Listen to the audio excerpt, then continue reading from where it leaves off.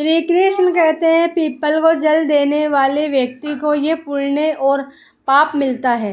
क्या आपने कभी सोचा है कि पीपल के वृक्ष को जल चढ़ाने से कौन सा पुण्य मिलता है? हमारे शास्त्रों में पीपल को मात्र एक पेड़ नहीं बल्कि साक्षात देव स्वरूप माना गया है।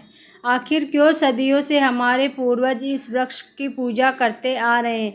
आइए आपके इन सभी प्रश्नों का उत्तर आज हम इस महान और रहस्यमय पौराणिक कथा के माध्यम से जानते हैं।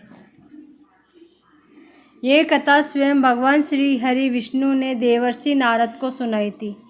दोस्तों, ये कथा अत्यंत ज्ञानवर्धक है। इसे सुनकर आपको यह ज्ञान प्राप्त होगा जो त्रिलोकी में अनेकों देवता और गंधर्व भी नहीं जानते हैं। इस कथा को सुनने का महत्व भी बहुत बड़ा है। श्री हरि ने स्वयं कहा है कि इस कथा को सुनने वाले मनुष्य को भी पीपल को 100 वर्ष तक जल चढ़ाने का पुण्य प्राप्त होता है।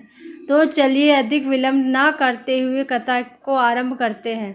दोस्तों, क्षीर सागर के ठीक मध्य में अनंत नागराज शेषनाग अपनी विशाल कुंडलियों की सैया बनाए हुए थे। इसी दिव्य शैया पर सृष्टि के पालनहार परम ब्रह्म भगवान श्री हरि विष्णु अत्यंत सुकून और शांति की मुद्रा में विराजमान थे। उनका नीला वर्णीय शरीर करोड़ों सूर्य के समान दिव्य आभा बिखेर रहा था, फिर भी उसमें चंद्रमा जैसी शीतलता। उनके गले में वैजयंती माला सुशोभित थी और उनके समीप ही जगत जननी माता लक्ष्मी अत्यंत प्रेम और भक्ति भाव से उनके चरण कमलों को दबा रही थी। इसी शांत और पवित्र वातावरण के बीच आकाश मार्ग से नारायण नारायण का मधुर जाप करते हुए देवर्षि नारद वहां पधारे। परंतु आज उनके मुखमंडल पर सदा रहने वाली वह चिर परिचित मुस्कान थोड़ी फीकी थी। उनके माथे पर चिंता की कुछ गहरी रेखाएं स्पष्ट दिखाई दे रही थी। अपने परम भक्त को सामने देख भगवान के मुख पर एक मंद और कोमल मुस्कान खिल उठी। उन्होंने अपने मेघ के समान गंभीर और मधुर स्वर में कहा, पधारो देवर्षि, तुम्हारा स्वागत है। आज वैकुंठ में किस कारण से आगमन हुआ है? नारद जी ने श्रद्धा पूर्वक शीश झुकाकर भगवान विष्णु और माता लक्ष्मी को साष्टांग प्रणाम किया। भगवान विष्णु ने नारद जी के चेहरे के भाव को पढ़ते हुए कहा, हे नारद, तुम्हारे मुख पर यह व्यग्रता और चिंता कैसी?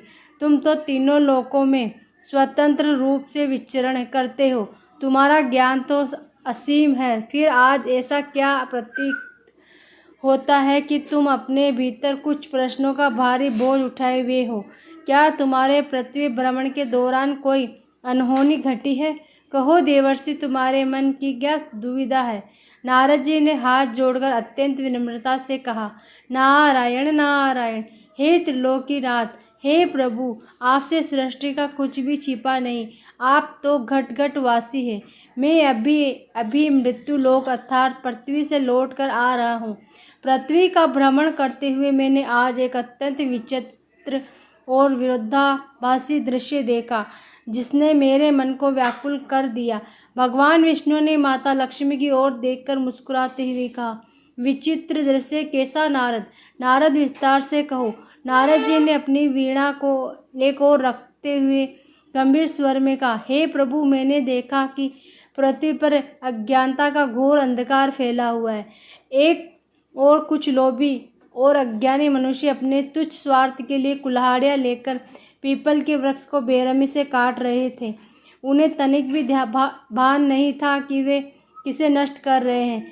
वे उसे मात्र एक लकड़ी का ढांचा समझ रहे थे। नारद जी ने गहरी सांस ली और आगे बोले, परंतु प्रभु, वही दूसरी ओर मैंने एक अत्यंत भिन्न दृश्य भी देखा। कुछ ज्ञानी तपस्वी मुनि और शुद्ध हृदय वाले साधक उसी पीपल के वृक्ष के सामने नतमस्तक थे।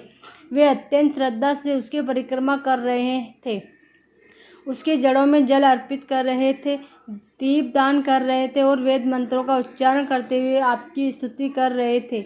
हे दीनानाथ, इस घोर विरोधाभास ने मेरे मन में एक गहरी जिज्ञासा उत्पन्न कर दी है।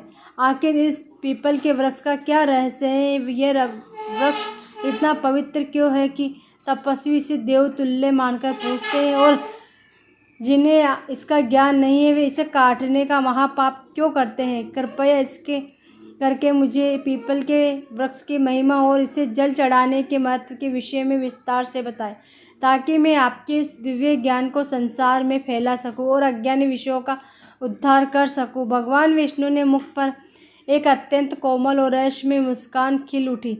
उन्होंने अपनी दाहिना हाथ उभय मुद्रा में उठाया और अपने मधुर लेकिन ब्रह्मांड को गूंजा देने वाले स्वर में बोले, हे देवर्षि नारद, तुम्हारा प्रश्न अत्यंत महत्वपूर्ण है और लोक कल्याण की भावना से प्रेरित है। ध्यान से सुनो, मैं तुम्हें पीपल के वृक्ष के महत्व और उसकी महिमा से जुड़ी एक अत्यंत मार्मिक और रहस्यमय कथा सुनाता हूँ। ये कथा स्पष्ट करेगी कि यह वृक्ष कितना चमत्कारी है। नारद जी एकाग्रचित्त होकर बैठ गए। भगवान विष्णु ने कहना आरंभ किया, हे नारद, पूर्व काल की बात है। मृत्यु लोक में एक अत्यंत निर्धन व्यक्ति निवास करता था, जिसका नाम हरिदास था। हरिदास स्वभाव से तो बहुत ईमानदार और परिश्रम था, लेकिन उसका जीवन अत्यंत दारुण दुखों और कठिनाइयों से भरा हुआ था। वह जंगल में से सूखी लकड़ियां काटता, उन्हें शहर के बाजार में बेचता और उसी से जो चंद सिक्के मिलते उनसे अपने परिवार का भरण पोषण करता था। हरिदास का परिवार बड़ा था।